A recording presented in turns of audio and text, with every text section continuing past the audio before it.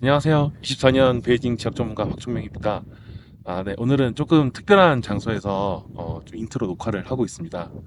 여기는 지금 중국 윈난성 리장의 옥룡설산 앞인데요. 매번 집에서 칙칙하게 녹화를 하다 보니까 이번에는 조금 신선하게 배경을 바꿔봤습니다. 하나 걱정되는 건 이게 바람 때문에 소리가 잘 들어갈지 잘 모르겠네요. 아무튼 오늘은 중국에서 급부상하고 있는 손바닥 결제 기술에 대해서 이야기를 해보려고 합니다. 손바닥을 이렇게 스캔하는 것만으로 지하철을 타고 또 편의점에서 물건을 구매할 수 있다면 이게 어떨까요? 이런 기술은 단순한 트렌드를 넘어서 이미 조금씩 일상의 혁신을 가져오고 있는 것 같습니다. 그래서 이번 칼럼에서는 이 기술의 원리와 그리고 활용 사례들, 그리고 뭐 다른 생체 인식 기술들과 어떤 차이점이 있는지, 그리고 이 기술의 미래 전망은 또 어떠할지 이런 것들을 함께 알아가 보도록 하겠습니다.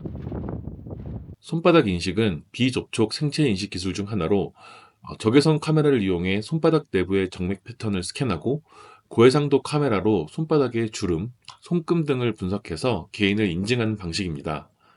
특히 혈액 속의 헤모글로빈이 적외선을 흡수한다는 특성을 활용해서 적외선 센서로 정맥 패턴을 시각화하고 이를 데이터로 변환하게 되는데요. 이 정맥 패턴은 개인마다 고유한 특성이 있고 외부에 노출이 되지 않아 위조가 거의 불가능하다는 장점이 있어서 다른 생체 인식 기술보다 비교적 안전하다는 평가를 받고 있습니다. 그렇다면 손바닥 인식 기술은 기존의 다른 생체 인식 기술과 어떻게 다를까요? 기존에 널리 쓰이고 있는 지문 인식과 그리고 얼굴 인식과 함께 비교를 해보려고 하는데요. 먼저 보안성 측면에서는 외부에 노출이 되어 위조가 가능한 지문이나 얼굴 인식에 비해 복제가 불가능한 손바닥 정맥 인식 기술이 더 높은 수준입니다. 그리고 정확도의 경우는 지문은 이물질이 묻어 있거나 아니면 상처가 났을 때 오류 발생 가능성이 높고, 그리고 얼굴은 조명이나 액세서리, 그리고 얼굴 각도 등의 문제로 오류 가능성이 높은 반면에 손바닥은 이러한 환경적 요인에 거의 영향을 받지 않는 장점이 있습니다. 다만 손바닥 인식은 아직 구축 비용이 가장 비싸다는 단점이 있고, 지문이나 얼굴 인식에 비해 약간은 인식 속도가 떨어진다는 단점이 있습니다. 결론적으로 손바닥 정맥 인식은 높은 보안성, 그리고 안정적인 정확도를 가지고 있다는 점에서 다른 기술 대비 강력한 장점을 가지고 있는 것 같습니다. 현재 중국에서는 이 손바닥 정맥 인식 기술을 실생활에 적용하기 시작했습니다. 가장 많이 사용되고 있는 곳은 편의점 결제인데요. 아직 중국 전역에 전부 적용되어 있는 건 아니고, 특히 광둥성에 있는 편의점들에 많이 설치가 되어 있다고 해서 제가 마침 심천으로 지역 연구를 갔을 때 한 편의점에서 이 결제 기술을 사용해 볼 수 있었습니다. 목이 말라서 편의점에서 게토레이 한 병을 구매했는데요. 계산대에 가서 손바닥 결제로 결제를 하고 싶다고 말씀을 드리니 먼저 결제 기계에 손바닥을 올려두고 손바닥을 등록하는 작업을 했습니다. 등록이 되고 나면 QR코드가 이렇게 나와서 스캔한 뒤에 저의 위챗페이 계정과 연동을 시키면 이렇게 금방 끝이 납니다. 등록이 완료되고 손바닥을 기기 위에 올려두면 금방 순식간에 결제가 완료되는 걸 볼 수 있었습니다. 심지어 첫 결제 이벤트라 그런지 5위안이 할인이 돼서 게토레이를 겨우 1.9위안에 구매를 할 수 있었습니다. 저렴하게 음료수를 마시니 왠지 더 맛있게 느껴지는 것 같았습니다. 물건을 살 때 생각해보면 전화를 하는 것처럼 휴대폰을 사용하고 있는 중일 때가 종종 있는데요. 그런 경우에 휴대폰 사용을 멈추지 않고 손바닥만으로 결제를 할 수 있으니까 나름 꽤 편리할 것 같다고 생각이 들었습니다.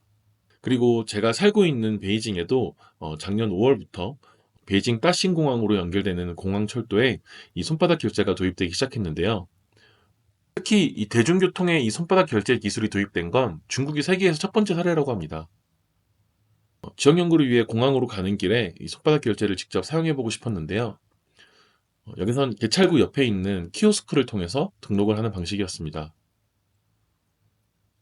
편의점에서와 동일한 절차대로 최초의 손바닥 등록을 하고 본인의 위챗페이와 연동을 시키면 되는데요. 여기선 편의점과는 다르게 외국인은 신분 인증이 안 되는 문제가 있어서 아쉽게도 사용할 수가 없었습니다. 나중에 외국인도 제한이 풀리게 된다면 다시 한번 꼭 도전해서 사용해보고 싶네요. 이렇게 보여드렸듯이 현재 중국은 이제 방대한 인구와 또 빠른 디지털 전환 추세 덕분에 손바닥 인식 기술의 테스트 베드로 떠오르고 있습니다. 다만 아직은 기술 도입 초기인 만큼 단점도 많이 존재합니다.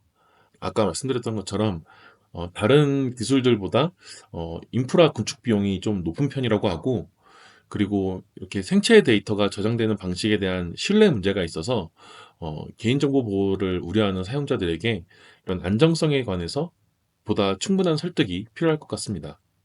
특히 이미 중국에서 널리 쓰이고 있는 QR 결제나 아니면 얼굴 인식 기술도 사실 충분히 불편하지 않은 수준이라서 이미 습관화되어 있는 방식을 대체할 만큼의 매력이 있는지는 아직 더 많이 고민이 필요해 보입니다.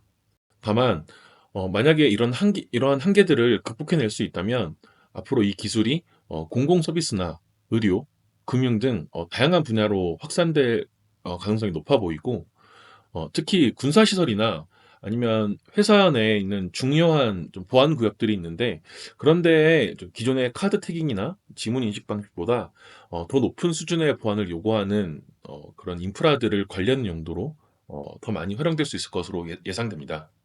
네, 이렇게 오늘은 손바닥 결제 기술이 우리의 삶을 어떻게 바꿔 나가고 있는지를 알아봤는데요. 앞으로 이 기술이 얼마나 세계적으로 확산이 될지, 그리고 그 안에서 중국의 역할은 얼마만큼을 차지하게 될지 더 관심 있게 지켜봐야겠습니다. 네, 오늘 영상은 여기까지고요. 다음 달에도 유익한 주제를 정해서 새로운 영상으로 또 찾아오도록 하겠습니다. 짜이젠!